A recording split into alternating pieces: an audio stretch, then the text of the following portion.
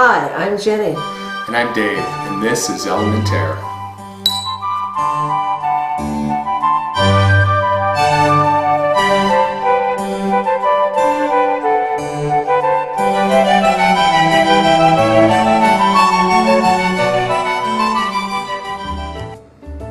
Hi, welcome to the culinary alphabet, and today our letter is S, and the term we've chosen for S is small dice.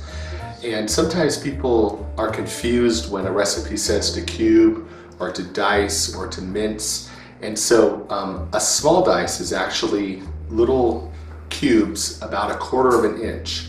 A dice is a little bit bigger, up to 1/2 inch. Cubing sometimes can be what you do with stew meat, like 1-inch pieces or even bigger. And then underneath small dice, you have your brunoise, and then you have mince. And brunoise is really small. It's when you cut the vegetables or the pieces that you're using into about 1/16 of an inch. So that's our term for today, small dice, and it's little cubes about 1/4 inch by 1/4 inch by 1/4 inch. Welcome to Savory and Spicy Translations. Liqueurs. Liqueurs are usually sweetened alcoholic beverages made from distilled spirits. They can be made with fruit, cream, herbs, spices, flowers, or nuts. What you do is that you steep them into your spirit until you get the true flavor of whatever ingredient that you're using to make it sweet.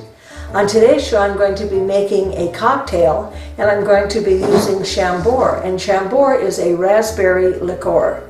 And you take red and black raspberries, and like I say, you steep them for a couple weeks, and then you strain them, and you have a wonderful tasting liqueur. Hi, welcome to Elémentaire, where we show you simple ways to cook fresh seasonal meals at home. On today's show, I'm going to show you how to make a great fondue, and Dave's going to talk to you about pairing wines with fondue and other cheeses. Stay with us. We're going to get right over and get our stuff ready for you. See you in the kitchen. I learned how to make fondue back in the 70s. It was really popular then. I'd have fondue parties all the time too. We had company come, and I didn't have anything prepared. It'd be great to make a quick snack for. So today I want to show you how simple it is to make a fondue. Now, as Dave talked to you earlier about small dice, this is what he was referring to, where you take your food and you make it as small as you can without mincing it. Mincing it is very different from dicing. So this is a dice. A mince is almost fine. It's cut so small that you can barely distinguish what it is. Now, to this diced cheese, we're going to add some flour. And the reason why we're going to add a little bit of flour is because we want to thicken the wine a little bit. Now, in here I have a couple of toes of garlic that I've minced and that I've sauteed very lightly in some olive oil. And then I added a couple of cups of wine, and I brought it to a nice, right before the boiling point, where it just gets super hot. And then I'm going to coat all of these pieces of cheese with the flour, and then we're just going to drop it in, and we're going to stir it. Now, the cheese you want to use is entirely up to you. I like to use Gruyere. You can use Casari. Those are probably the best cheeses to make fondue with. Swiss is also great. You can use a domestic Swiss or an imported Swiss. So these look pretty well coated. So now I'm just going to put them in, a few at a time, and we're going to whip it a little bit until it melts. And then when this melts, we're going to add a few more portions of cheese. You want it to melt all the way. You want your cheese to melt down. It's actually turning a color. It's getting almost a pale yellow now. I wish I had a see-through pot for you, but I don't. I apologize. And then we're just going to add some more. And if you have a fondue pot, you can actually put this right into the pot and then cook it over the very low flame, and it'll keep the wine at a perfect temperature. As you can see, mine is starting to gum up here a little bit, so we don't want to have that. So you got to just keep stirring and stirring. It takes a little time until it's melted. Now let's add this. We're going to add the rest of the cheese and the flour as it bounces all over, no big deal.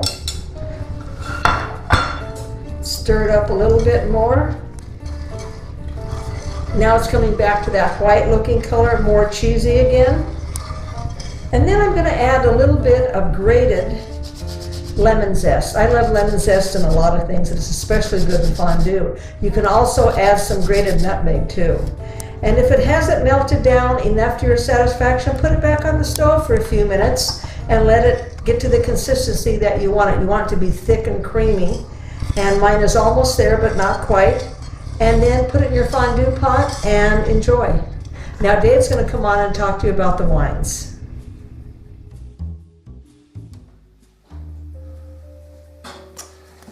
So we're going to talk just a little bit about wine and cheese pairing since we're doing a fondue, and I thought it'd be fun to talk about some of the different wines, but it's obviously a huge topic. There's thousands of books written on wine and cheese pairing, and the topic could go on for hours. So we're just going to be real general. We're going to just touch on the basics of it.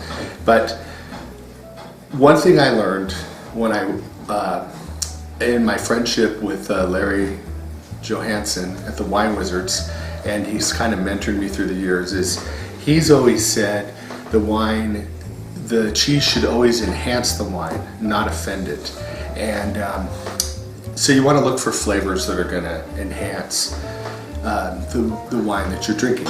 And you'll know right away if it doesn't work. You get a very metallic-y taste, you get a bitter taste, or you get real astringent when you don't do it right with wine and cheese. So the best way is to experiment, and it's probably the funnest way too. Just try different wines with cheeses and get a basic guide of what you want. And your taste buds will help you, determine what is best or what are flavors you like. And when you hit some really good ones and some classic ones, you're just going to be blown away by how good they are. And then you'll have some that just don't work, and you'll understand that part better too. But anyway, one of the easiest cheeses to pair with wine is a Havarti. It's not a real flavorful cheese on its own. It's not one of my favorite, but it works really well when you pair it with different wines. We're doing the fondue today, and since we're using Swiss style cheeses, it's always suggested that you would want to use a wine from the region from where the cheese is made, or a cheese from the region where the wine is made.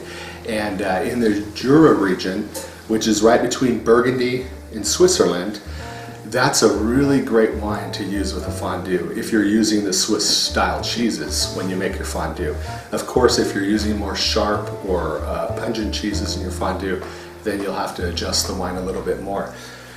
Some of the more common wines we drink here, again, before I go into that though, we'll talk more about the region. So think about the region where your cheese is made from, especially if it's a European wine or cheese you're using, and then try to match a wine with that region. Real easy in France, Italy, Spain, because they have more regional foods that go well with the wines they make there. So some of the wines we're real familiar with here and that we use often are Chardonnay, Rieslings, Sauvignon Blanc, and I'm even going to talk a little bit about a red wine, but mostly we're going to focus on whites. But with Chardonnay, sometimes it's hard to pair with cheese, and there's different variations of Chardonnay. More and more now, they're going for less oak on Chardonnays, even no oak, or putting them into stainless steel tanks. Those type of wines lend themselves a little bit easier to cheese pairing. And on those type of Chardonnays, you can get away with semi-soft cheeses, goat milk cheeses, even like a creamy Stilton cheese. If you have a more medium oaked Chardonnay, you can, what's nice with that is a cloth wrapped cheddar or a bandage wrapped cheddar, and Gruyere, which goes nicely in a fondue also.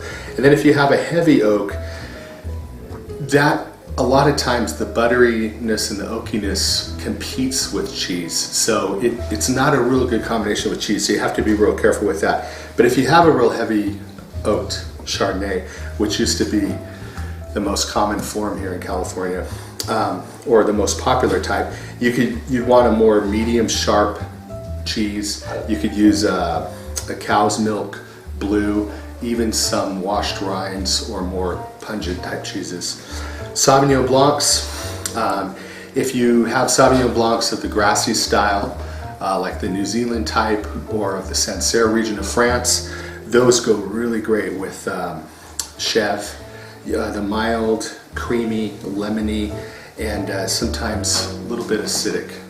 So those are flavors you can pair very nicely with Sauvignon Blanc. And then Rieslings, dry Rieslings especially, not the real sweet ones, they go nice with Stilton, Roquefort, Blues, Fontinas. So those are just some real simple basic guidelines.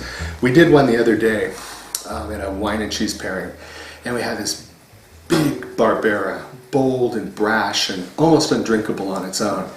And we tried it with the different cheeses, and it wasn't working. And then we tried it with a cream of gorgonzola, and it was amazing what happened to the wine.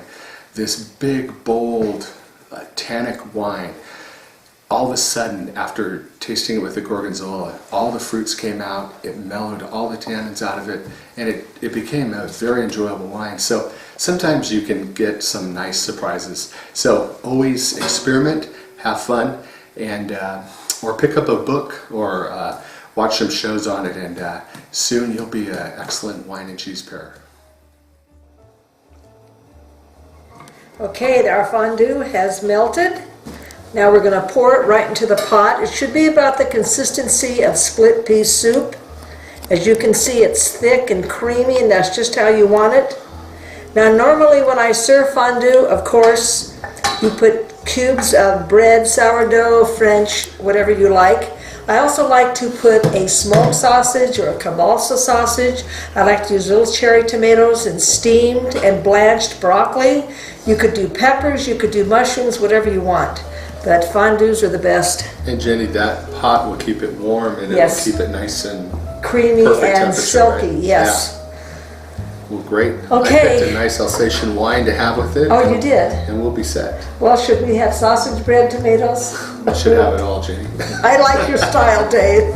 Till next time on Elémentaire. See you then.